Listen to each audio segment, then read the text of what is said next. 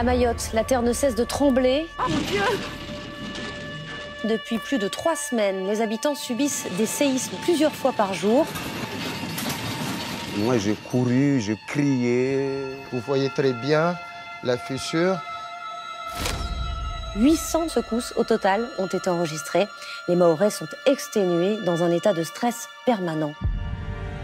Quand ça a commencé à bouger de façon inhabituelle, il y a eu toutes les spéculations. Il y a eu beaucoup de rumeurs. Tantôt, c'est du pétrole, c'est de l'or. Je vois comme ma maman qui disait que c'est la fin du monde.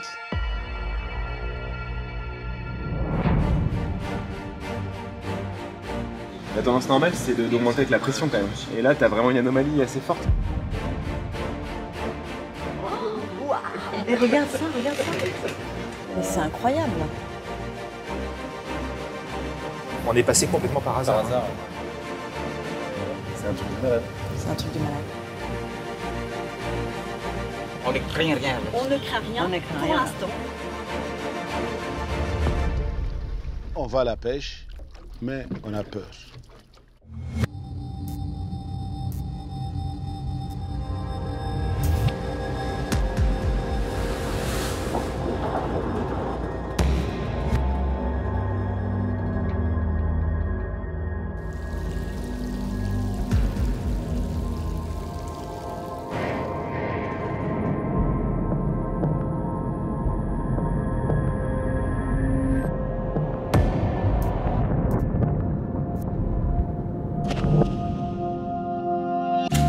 Entre le Mozambique et Madagascar se dresse l'archipel des Comores. Parmi ces 4 grandes îles de l'océan Indien, Mayotte est la plus ancienne.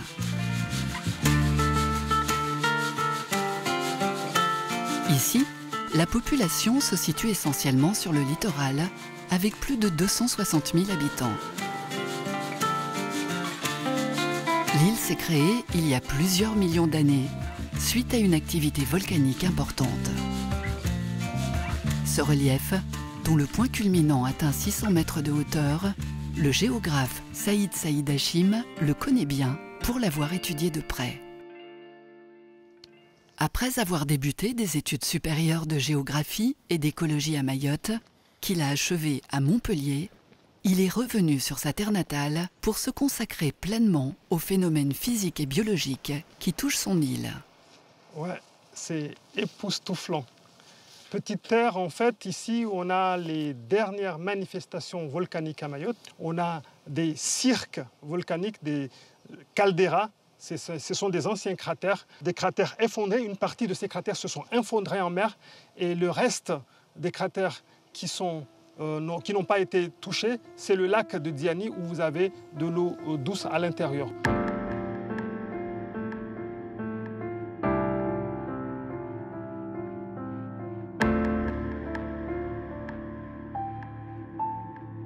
Donc on voit bien ici que c'est de la cendre volcanique accumulée selon les éruptions successives.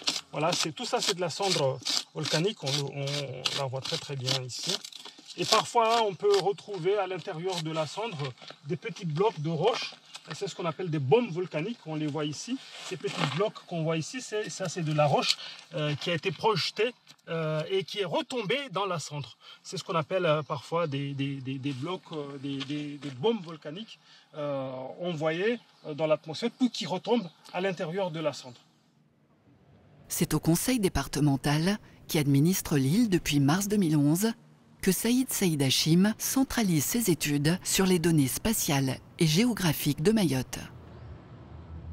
Alors, l'histoire de cette île est très intéressante. Pourquoi? Parce que nous sommes sur une vieille île de 9 millions d'années.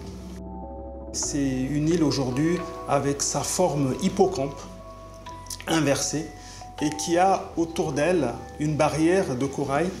Et quand on observe cette évolution géomorphologique, la formation de l'île, il y a toute une histoire passionnante et intéressante.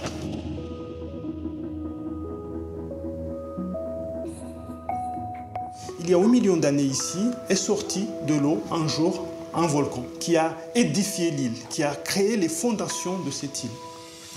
Quand une île émerge, se poursuivent de longues années d'éruptions volcanique de lave, de magma, qui continue à édifier cette île, jusqu'à ce qu'un jour, le volcan s'arrête ou s'épuise, ou les chambres magmatiques s'épuisent. Et à partir de cet instant-là, l'île s'arrête de grandir.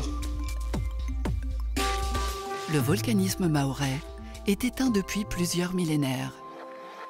Mais, contre toute attente, en mai 2018,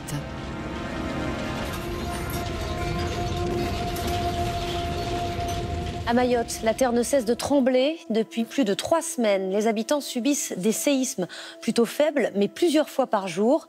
800 micro-secousses au total ont été enregistrées. Les Mahorais sont exténués dans un état de stress permanent. Samassoula. Des secousses à répétition. Oh mon Dieu! Le jour, la nuit. Depuis 3 semaines, les Mahorais vivent au rythme des secousses. Pas de blessés ni de destruction, mais une population éprouvée. Beaucoup préfèrent dormir à l'extérieur. à Sada, au sud-ouest de l'île, une école primaire a été touchée par les séismes. Pour Madame Mrouavili, une inspectrice de l'éducation nationale, et Monsieur Cambi, le directeur général des services, la crise est sérieuse.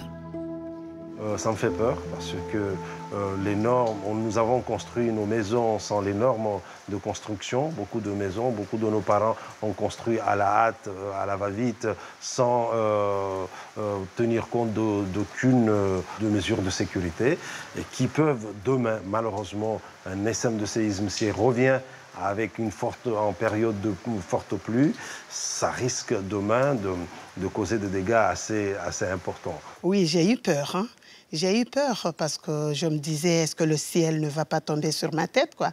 Mon toit, je regardais mon toit, ça bougeait de partout. Est-ce que la maison n'allait pas s'écrouler sur moi? Non, on a eu vraiment peur parce que j'ai vu pas mal de personnes âgées qui ont eu hyper peur. Parce qu'au niveau de l'île, on n'a pas eu cette habitude des séismes répétitifs. Et là, je vois comme ma maman qui disait que c'est la fin du monde.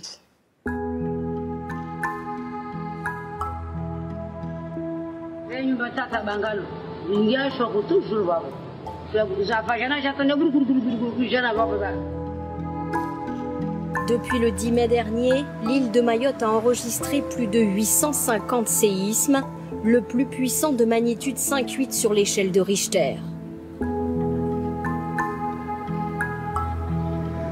À Mamoudzou, la capitale de Mayotte, le bureau de recherche géologique et minière est en première ligne. Ces séismes répétitifs, c'était quelque chose d'inconnu. Inconnu pour la population, mais inconnu aussi pour les scientifiques, inconnu pour les autorités. À sa tête, Frédéric Tronel. Dès le début du phénomène, donc le BRGM a pris la surveillance en main et on a fédéré un peu l'ensemble de la communauté scientifique pour que tout le monde se regroupe et puisse monter un projet d'envergure. On s'est très vite aperçu que ce phénomène était d'ampleur. Et qu'il fallait des moyens importants. Et ces moyens ne pouvaient être mis en œuvre qu'en réunissant les moyens de chacun et les financements des ministères et de pouvoir monter, comme dernièrement, cette mission océanographique là, du Marion Dufresne, qui est une grosse mission et qui n'a pas été montée pour rien puisqu'on a eu des réponses. Nous sommes le 6 mai 2019. Un projet gouvernemental, unique en son genre, vient de missionner une quinzaine de scientifiques pour mener des recherches intensives en pleine mer. Venus de métropole, avec tout un matériel de haute technologie, ils espèrent trouver des explications et apaiser ainsi l'angoisse des Mahorais. Opéré par l'Ifremer, ce gigantesque navire polyvalent est dédié au ravitaillement des terres australes et antarctiques françaises du sud de l'océan Indien. Mais ce paquebot est également un navire de recherche océanographique équipé de 650 mètres carrés de laboratoire.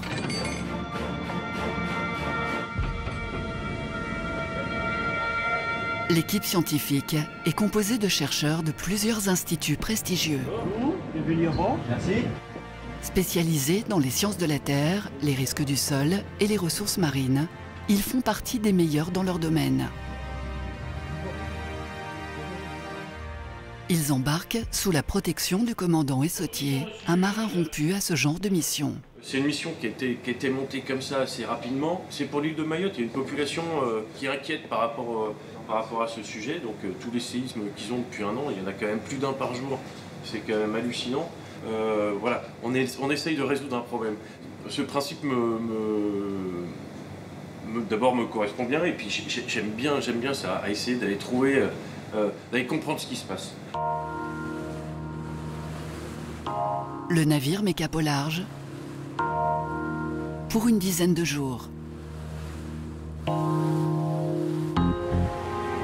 Les chercheurs ne se doutent pas qu'ils vont vivre une aventure qui va marquer leur vie.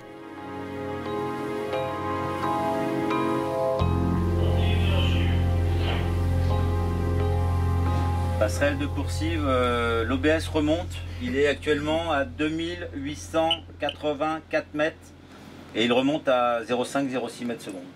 Donc mort mode de passerelle, on doit baquer sur le bon, légèrement à droite, mais t'es bien là. Ah ouais, je vois. L'OBS est un sismomètre de fond de mer très perfectionné. Sa tête acoustique permet d'enregistrer les secousses sous-marines en 3 dimensions. Libérés de leur lest, les 6 OBS, déployés 3 mois auparavant à 3000 mètres de profondeur dans la zone de crise, sont maintenant récupérés un par un.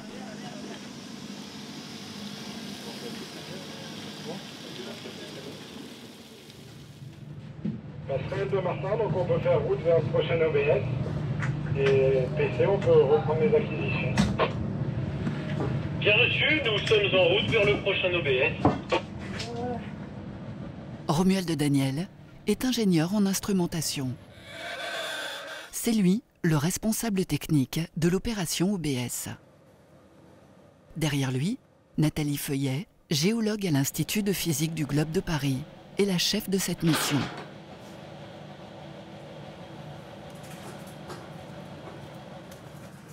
On va le laisser télécharger. Bah, on ne sait pas encore. Télécharge, on ne sait pas ce qu'on télécharge. On télécharge. Et tu vas pas être plus angoissé que moi quand même. Ah non, mais je suis pas du tout angoissée. Je vous fais entièrement confiance. Ah ouais, mais tu devrais pas. Les données récoltées par les sismomètres vont permettre d'affiner la localisation de l'épicentre des séismes jour par jour, heure par heure.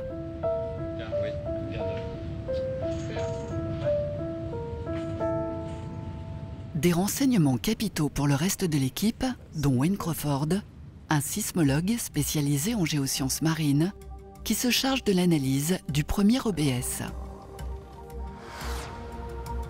On a donc téléchargé les données du premier OBS.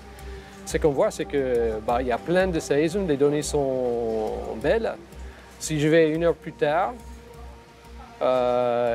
on voit un petit peu moins dans cette période, mais on voit 2 qui sont belles au début et à la fin. 1 heure plus tard, encore une fois, et chaque heure, juste en regardant comme ça, on voit chaque heure au moins une belle séisme et peut-être d'autres qu'on peut traiter par la suite.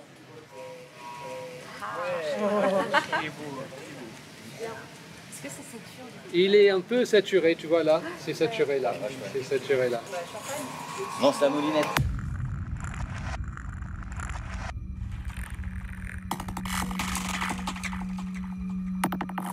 À Sada, les séismes du printemps 2018 ont laissé un peu plus de traces qu'ailleurs. Lorsqu'un matin, le directeur de l'école Sada 3, M. Seif, découvre les dégâts dans son établissement, il réalise que pour garantir la sécurité de ses élèves, une seule chose reste à faire. Ici, comme vous voyez, les écoles ont été fermées par la municipalité à cause des différents séismes qu'il y a eu sur Mayotte pendant le mois de mai et juin.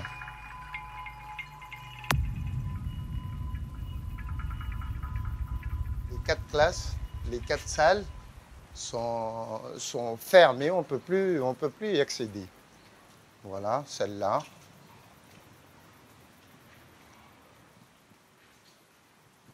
Regardez, voici une fissure. Si on regarde, on fait le tour un peu de la salle. Ici, il y a une autre fissure encore. Si on continue encore, toujours dans la même salle, vous voyez. Là aussi, on a une autre fissure. Voilà. Tout le long de la terrasse ici jusqu'au bout, là-bas, vous voyez très bien la fissure. En plus les séismes se répètent et plus la fissure, elle s'agrandit. Donc, je pense que effectivement, c'était mieux de laisser les écoles encore ces écoles fermées.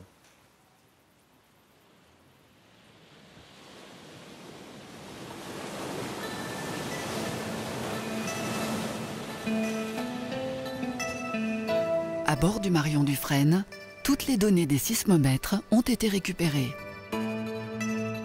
Dans le PC Science, qui a été spécialement aménagé pour cette mission MAIOPS, toute une installation informatique est dédiée à l'étude des fonds marins et des séismes.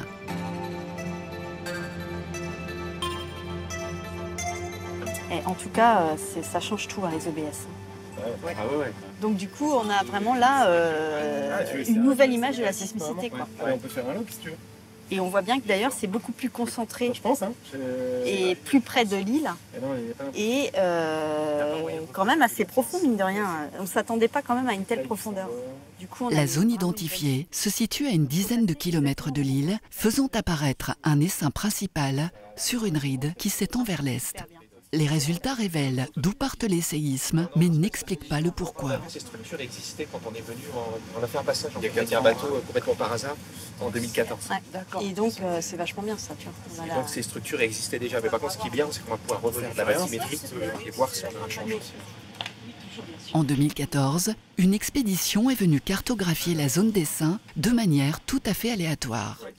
Une véritable aubaine pour les scientifiques qui vont pouvoir comparer leurs relevés avec ceux d'il y a 5 ans. Nathalie Feuillet veut maintenant élargir le périmètre d'exploration en reprenant le même trajet que l'expédition précédente. Mais bon, tu as vu, c'est vachement profond quand même. Donc, oui. Si jamais il y a quelque chose, je ne sais même pas si ça va se voir en surface. Oui, mais... Peut-être rester dans la croûte. Ouais, non, mais c'est vachement bien. Non, mais déjà, on a une zone... Après, le gros avantage, c'est qu'on a enregistré la navigation. Donc on sait exactement la direction qu'il faut. Vous avez bien bossé. Ouais, faut bien bosser. On est passé complètement par hasard. Le Marion Dufresne navigue à une 50aine de kilomètres au large. Ok, je largue la sonde. L'équipe veut procéder à plusieurs relevés de température à des profondeurs différentes. Une sonde thermique est mise à l'eau. Oh, c'est parti, Nico. Ouais, c'est bon. Sur la pistolet. Ok.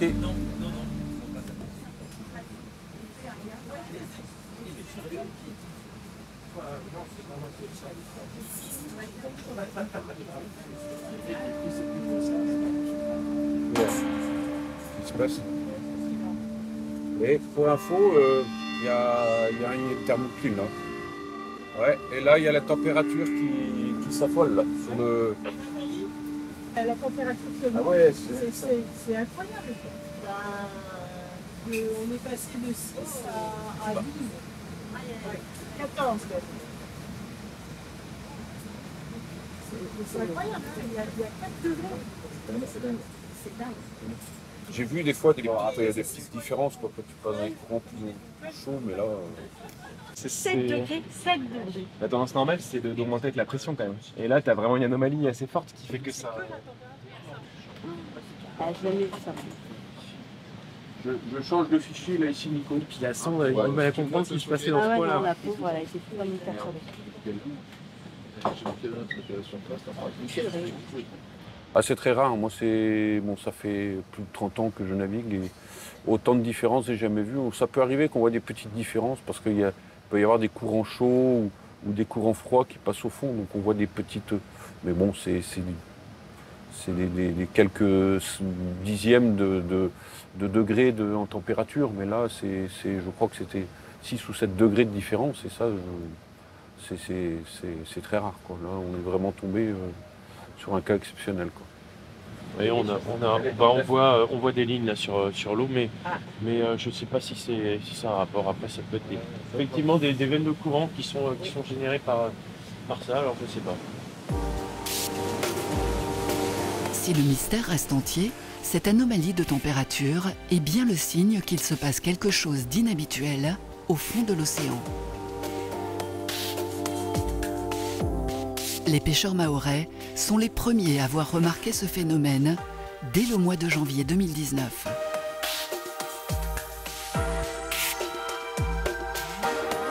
Des poissons morts ont été constatés par les pêcheurs en se rendant sur les zones d'activité situées à 45 km de la côte. Le dernier bateau qui est arrivé avant-hier, il m'a parlé, il a vu des poissons qui flottaient et une odeur abondante de gaz. L'autre il dit gaz, pétrole, donc, ils ont vraiment insisté et je leur ai même fait part que faut pas fantasmer sur l'idée qu'il y a du pétrole dans la région, mais ils m'ont dit non, non, non. Et il y avait cette odeur-là qui était quand même assez agressive, quoi. Et beaucoup de poissons... Beaucoup de poissons morts, ouais. En fin de journée, le port de Nsapéré s'anime au moment où les pêcheurs débarquent leur prise du jour.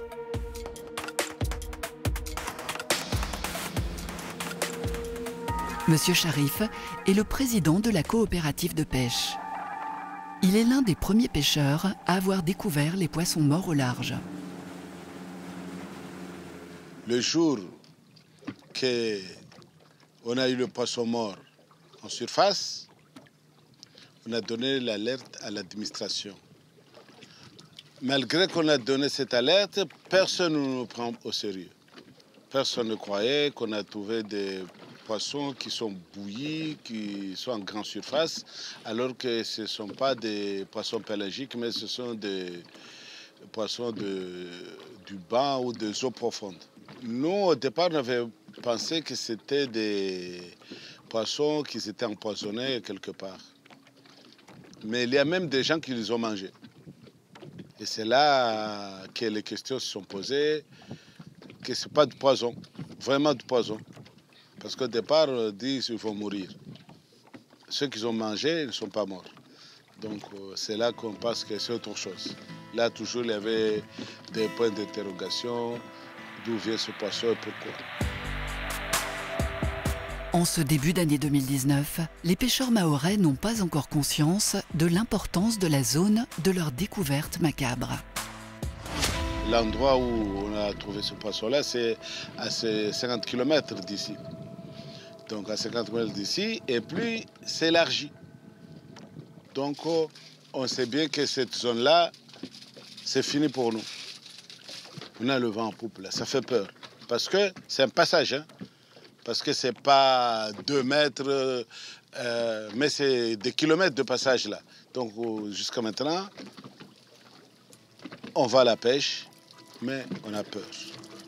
Parce qu'on ne sait pas qu'est-ce qui va se passer, on ne sait rien. Mais c'est notre métier, on est obligé de travailler.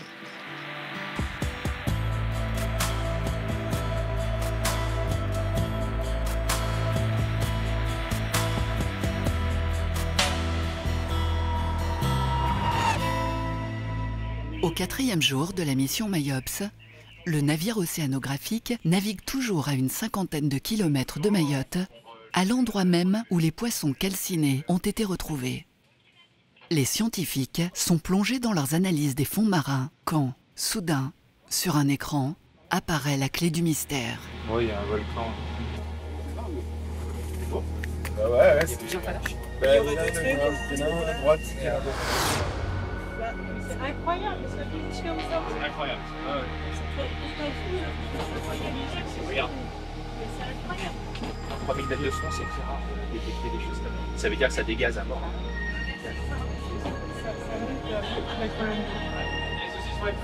Bon, on a trouvé notre endroit pour le déploiement de la bâtisse. Aussi incroyable que cela puisse paraître, les scientifiques assistent à la naissance d'un nouveau volcan sous-marin. Ouais, c'est bien. Jamais personne auparavant n'avait encore fait une telle découverte, et qui plus est, en direct. C'est cool. On a du bol, hein? Ouais, super. C'est génial parce que jusqu'à aujourd'hui, je t'assure que l'histoire de bâtisson, j'y croyais pas. Je me suis dit, on a emmené tout ça pour rien. Mais là, il n'y a pas de doute. L'événement est non seulement une première mondiale, mais constitue pour le monde scientifique la découverte du siècle. Donc là, c'est la bathymétrie qu'on avait au niveau de la zone qu'on souhaitait étudier. Donc on a voyé qu'il y avait des structures sur le fond marin là, qui sont marquées en rouge. Donc ce sont les plus élevés par rapport au fond qui lui est de couleur bleue. Donc ça, c'est vraiment les zones les plus profondes. Et en fait, ce qu'on a découvert là, ça se passe ici. Donc en fait, ça c'était en 2014. Et voilà ce qu'on a découvert depuis, donc l'apparition d'un volcan, donc qui ressort aussi de couleur rouge. Donc c'est un point haut. Donc en fait, on voit bien qu'à cet endroit-là, avant, c'était une zone de plaine. Il y avait absolument rien. Et voilà ce qu'il y a depuis. Ça apparaît nettement. Là, on vit le truc en direct. C'est quand même... Ça y est. La base du relief. Oh là là. Et là... C'est vraiment au sommet du volcan que ça crache quand même. Si on m'avait dit que j'allais voir ça une fois dans ma vie, j'aurais jamais Pareil. cru. Pareil. On a découvert des résultats incroyables. On a montré que l'île de Mayotte, au large de l'île de Mayotte, il y avait beaucoup de volcans qui étaient récents, qui ont probablement moins d'1 million d'années. Et puis surtout, on a fait une découverte majeure, c'est un nouveau volcan qui s'est mis en place à la terminaison est de l'Aride. Donc c'est un volcan qui présente des pentes très fortes, qui a une forme un petit peu en étoile et qui est né pendant la crise sismique de Mayotte. Et depuis peut-être quelques mois, ce volcan fait déjà 4 km de diamètre et 800 mètres de hauteur. Donc là, on tourne autour du volcan en fait. Directement concernés par les conséquences que pourrait avoir la naissance de ce volcan sur leurs futurs proches, l'équipage du Marion Dufresne, composé de Mahorais et de Malgaches, n'a pas tardé à venir questionner les chercheurs. Personne ne crée rien. On ne craint rien. On ne craint rien pour l'instant. On surveille. Ne vous inquiétez pas pour nous. Hein. Nous ne sommes pas inquiétés avec ça, mais on voudrait seulement savoir. C'est très bien. Alors si vous avez la moindre question, vous pouvez monter quand vous voulez. Ben oui. Ah oui.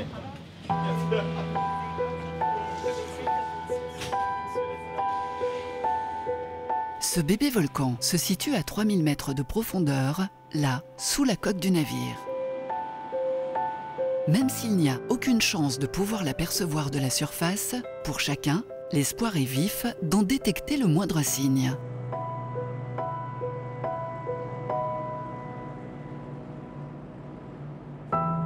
Il a quand même 4 panaches alignés sur une espèce de fracture d'orientation nord-sud.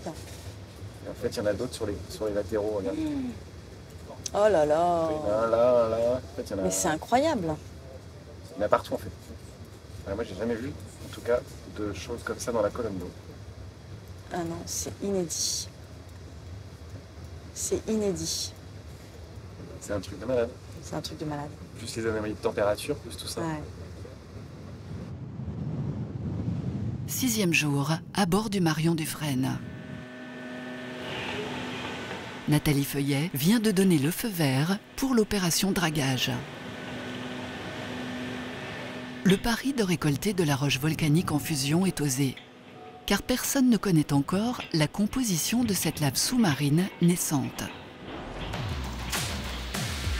Lorsque la drague arrive à 3000 mètres de profondeur, le volcan est en pleine activité.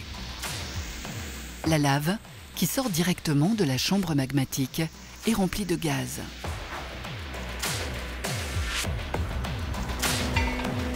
La remontée réserve déjà des surprises. Ah, ça crépite.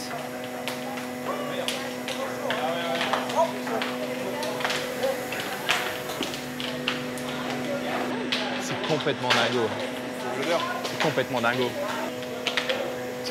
Collecter de la lave, quoi. C'est de la lave? C'est de la lave.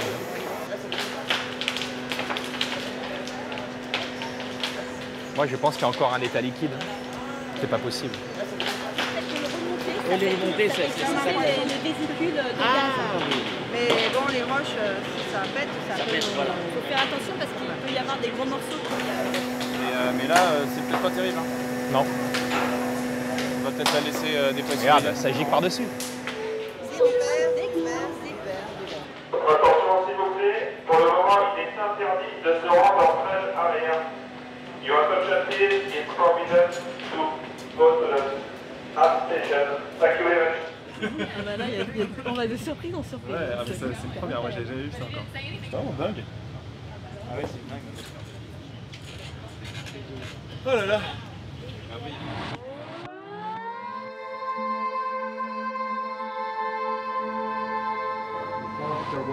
Bonjour à tous les gars, my old friend s'approche. Ouais Thierry, bonjour, je vais prendre 5 sur 5. Retour à terre. La première mission Mayops touche à sa fin. Il est temps maintenant d'officialiser la nouvelle et d'annoncer au monde la naissance d'un magnifique bébé volcan.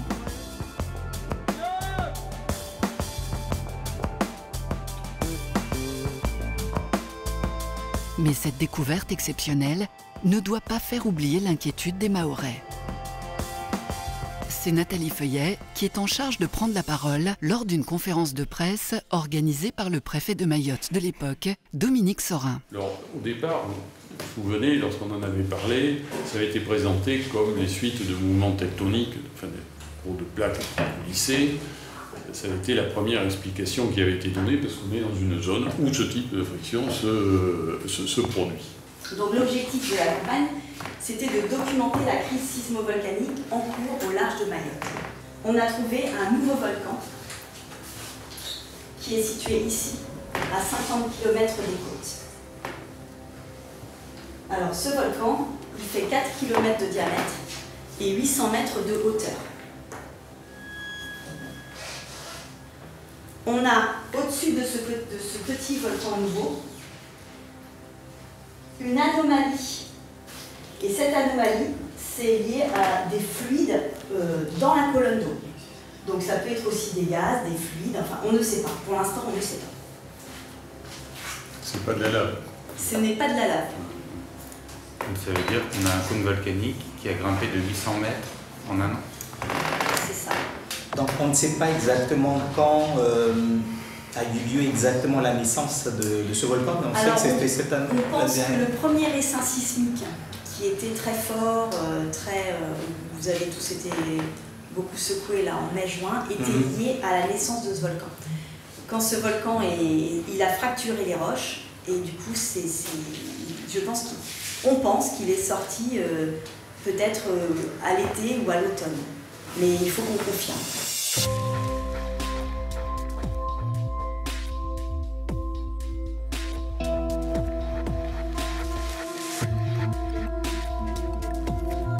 Des belles fissures là. Sur une plage de Petite Terre, des habitants du village avoisinant ont remarqué quelque chose d'inhabituel. Et là, il y en a plein là. Ah, c'est impressionnant, hein. Ce phénomène aurait-il un lien avec la nouvelle activité volcanique? Alertée par les autorités, Nathalie Feuillet veut en avoir le cœur net. Alors ça, c'est des émissions de gaz sur la plage, donc à Petite Terre, donc pas très loin de l'aéroport. On voit là toutes les petites bulles individuelles sortir, les bulles de gaz. Et bon, il y a beaucoup de CO2 qui dégage, du CO2 qui est lié à l'activité volcanique. Donc on a plusieurs sorties, plus ou moins actives, plus ou moins importantes. Et donc ça fait ces sortes de choses circulaires là, avec les bulles qui sortent. Il y en a sur les fractures aussi. Ouais, bah c'est exactement ça qu'on cherche. Ah purée, c'est super. Oh là là là là, ça c'est beau ça. Ah là là. a lot of bubbles along the fissures. Bubbles along the fissures. It's very nice. Ouais, c'est quand même pas mal nord-sud. Hein. À tous ces phénomènes remarqués, documentés et analysés par la mission MAIOPS, viennent s'ajouter une transformation géologique de l'île qui s'accélère. Elle a été constatée grâce à un système de positionnement par satellite à la précision de l'ordre du centimètre. Raphaël Grandin est géophysicien à l'Institut de physique du Globe de Paris. Depuis mai 2018, on observe donc un mouvement progressif vers l'est de l'île et qui est d'autant plus important qu'on est à l'est de l'île. Donc à l'est de l'île, ça se déplace plus vite. On a vu en cumulé sur pratiquement 1 an et demi, 2 ans de crise, on voit 20 cm de déplacement vers l'est et environ 15 cm vers le bas. Donc 15 cm de subsidence, on appelle ça la subsidence. Donc c'est considérable. C'est considérable d'autant plus que la source des déformations, elle est située à des dizaines de kilomètres de distance. Donc l'interprétation la plus simple, c'est de se dire que l'île se déplace donc vers l'est et s'affaisse parce qu'en profondeur, on a un dégonflement, une déflation d'un réservoir qui était là, qui était préexistant, et qui s'est dégonflé parce qu'on a du magma qui en est sorti. Et où est-il sorti? Probablement au niveau du nouveau volcan. L'une des répercussions majeures de ce phénomène est la montée des eaux, visible comme ce jour-là. Et lorsque l'on évoque les risques naturels à Mayotte, c'est toujours au géographe Saïd Hachim que les médias tendent leur micro. C'est ce qu'on avait prévu par rapport à l'enfoncement de l'île, en fait la subsidence accélérée de l'île due au volcan, mais aussi aux conséquences du changement climatique. Donc là, aujourd'hui, la mer est montée, l'eau est montée, et donc l'eau est rentrée à l'intérieur des terres. Et donc cette voie qui habituellement à cette heure-ci est praticable, n'est plus praticable.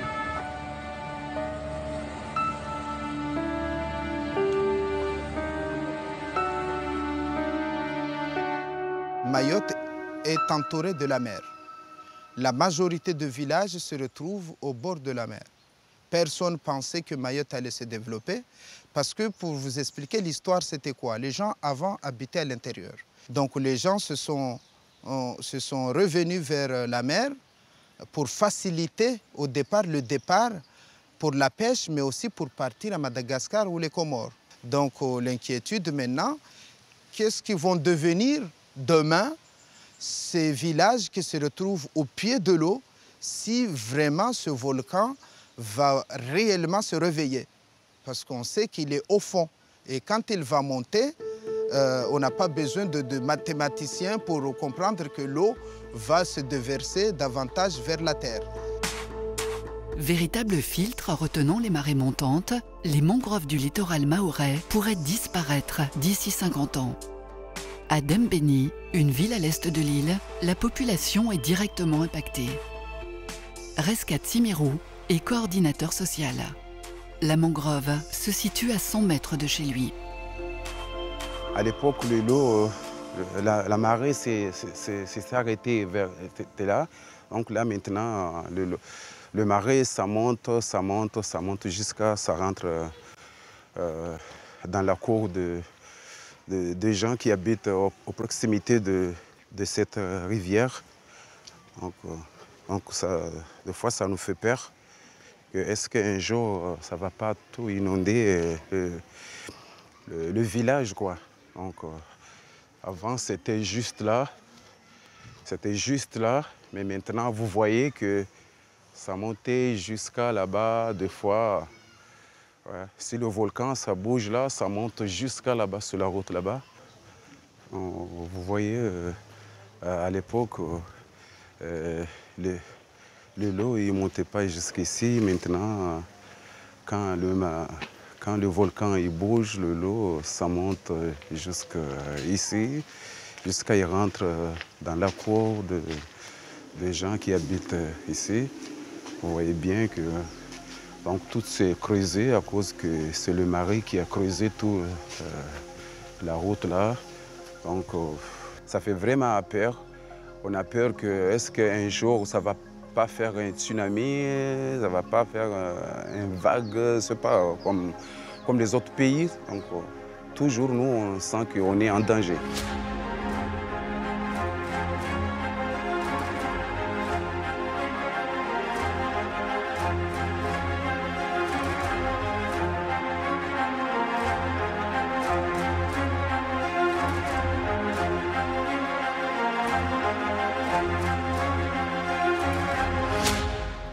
Juillet 2019, le Marion Dufresne reprend la mer pour une nouvelle campagne scientifique. Une nouvelle opération de dragage se prépare.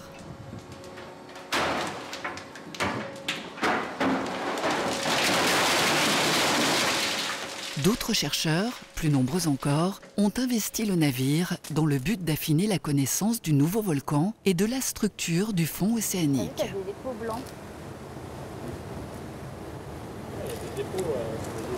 Une équipe de volcanologues s'affaire déjà pour compléter et analyser les nouveaux échantillons de roches. T'as pas un cristal noir là? C'est un cristal, aussi c'est le verre sous les dépôts fumoraliens avec une petite pellicule qui a pété. Ah oui, d'accord. On va regarder à la loupe. Ouais. On a dragué un petit peu plus de 2 tonnes, 2 tonnes 5 quasiment. Après, on fait une sélection parce qu'on ne va pas ramener 2 tonnes de cailloux, hein, ça serait ridicule.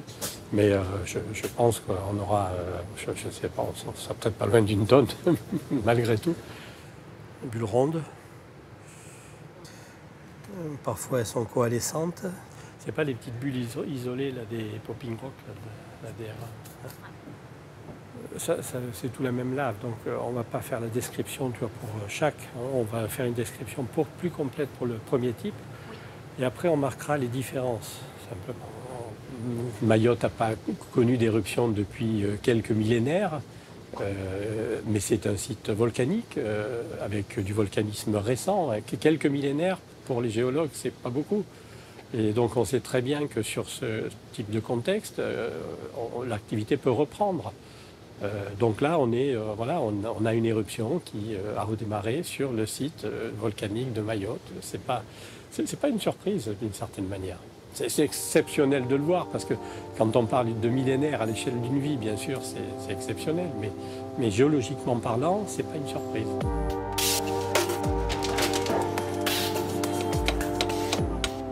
Pour cette mission, les gros moyens ont été réunis. Les scientifiques sont maintenant au nombre de 40.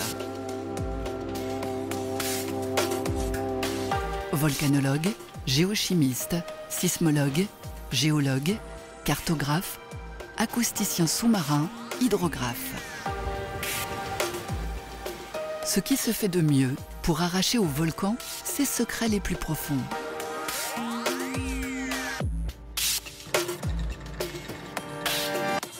La technologie embarquée est à la hauteur de l'événement.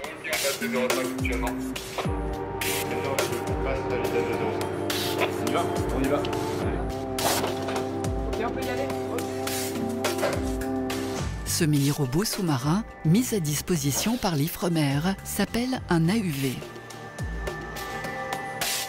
Se déplaçant dans l'eau de manière autonome et à vitesse très lente, il va pouvoir descendre à de grandes profondeurs afin de scanner le fond marin avec une précision au centimètre.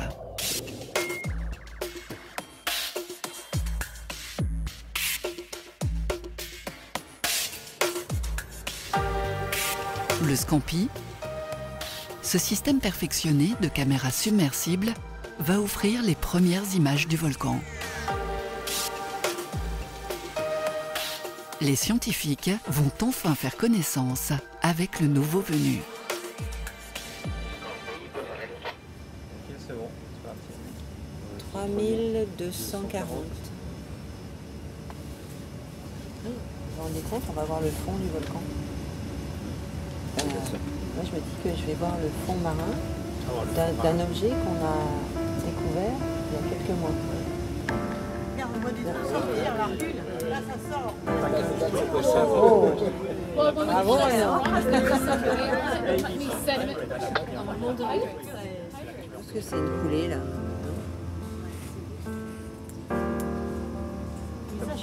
Ça, c'est neuf, là. Ça, là. Ça, c'est neuf, là. Moi, je pense qu'on est en plein dans la coulée qui coule. Vous vous rendez compte, elles se sont formées alors qu'on était sur le bateau. Et regarde ça, Ouais, filme. C'est fluo. Je trouve que ça réfléchit beaucoup la lumière. Ouais, ça a l'air Ou alors plus frais, en fait. c'est chaud dessous. Ça serait rouge ou blanc en fait si c'était de la lave. Ouah, boum. Collision au moins on aura peut-être enlevé de la lave. Le granoclastite, c'est plus simple, ça amortit bien. Et là, il se trouve qu'on est au moment où le volcan est en activité, avec des coulées qui se mettent en place, qu'on voit évoluer en morphologie, en volume, au fil des passages du bateau, quasiment, dragué par 3500 mètres de profondeur des laves d'hier ou d'avant-hier. C'est fabuleux, quoi.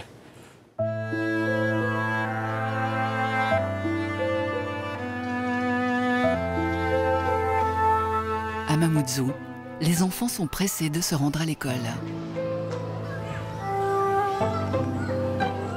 C'est aujourd'hui que Saïd Hachim vient leur présenter le bébé volcan. On a sondé en quelque sorte ici le fond de l'océan pour voir ce qui se passe ici. Vas-y, ça fait longtemps que tu as les vite. Mayotte, c'est un volcan, c'est un ancien volcan. D'accord? Et ce que vous voyez ici, ce qui reste ici, c'est la partie restante de Mayotte. Et tout ce qu'il y a ici, c'est sous l'eau, comme le volcan. Donc, ce n'est pas que la terre qui rétrécit, mais c'est le niveau de l'île, en fait, sous le poids de Mayotte qui baisse. On appelle ça une subsidence. Ça veut dire qu'elle s'enfonce progressivement jusqu'à disparaître complètement et faire ce qu'on appelle un atoll. Si le volcan sort un jour, je vous ai dit, ça va prendre combien de temps? Des millions d'années. Et donc, si un jour sort et que ce volcan-là fasse une île, alors, déjà, vous allez avoir de la roche. Cette roche, elle était en fusion. Je vous ai dit, vous avez la chance parce que vous êtes les premiers enfants qui allaient toucher la roche du dernier volcan. Soyez-en certains, on va lui donner un nom. D'accord? Et c'est peut-être vous qui allez lui trouver un nom. Voilà. Il faut réfléchir à un joli nom. Je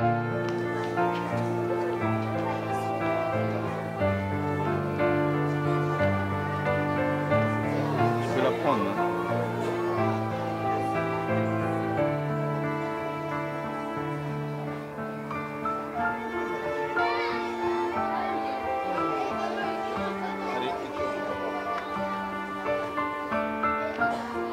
Donc là, Mayotte. Ici, c'est Mayotte. Voilà, ici c'est Mayotte. Voilà. Et le volcan, il est où? Le volcan, il est où? Voilà. Donc le volcan, il est ici.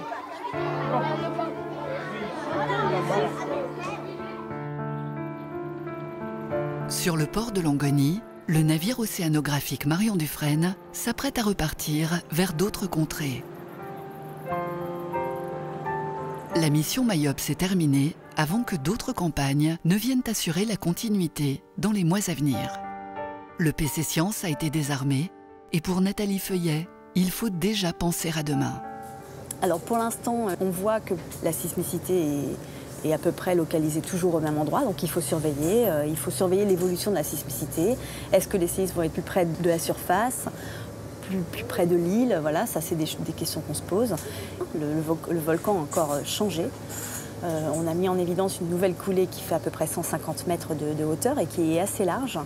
Après, on n'a pas de vision pour l'instant claire de ce qu'on va faire, mais étant donné les découvertes qu'on a faites, on pense que le programme devrait continuer et va continuer.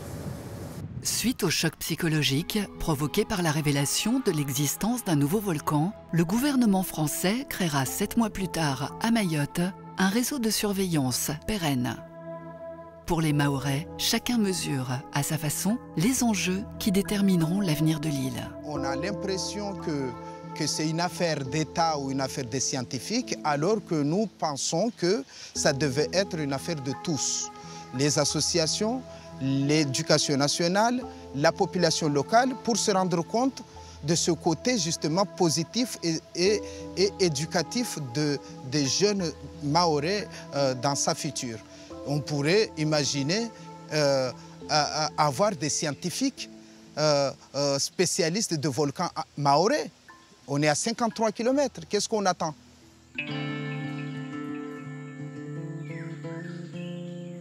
La vie, elle est faite ici de naissance, d'évolution et de disparition. Et c'est ça la vie. Et ce qui est magique, je vais employer le mot ici, ce qui est magique, c'est quoi? C'est qu'on a une vieille île de 9 millions d'années. Cette vieille île qui a évolué, qui s'est érodée, qui a fait ce lagon, qui va sans doute un jour, ça fait partie de l'évolution normale d'un volcan, va devenir un atoll qui va disparaître. Et juste à côté, à 50 km, il y a un bébé qui est en train de naître.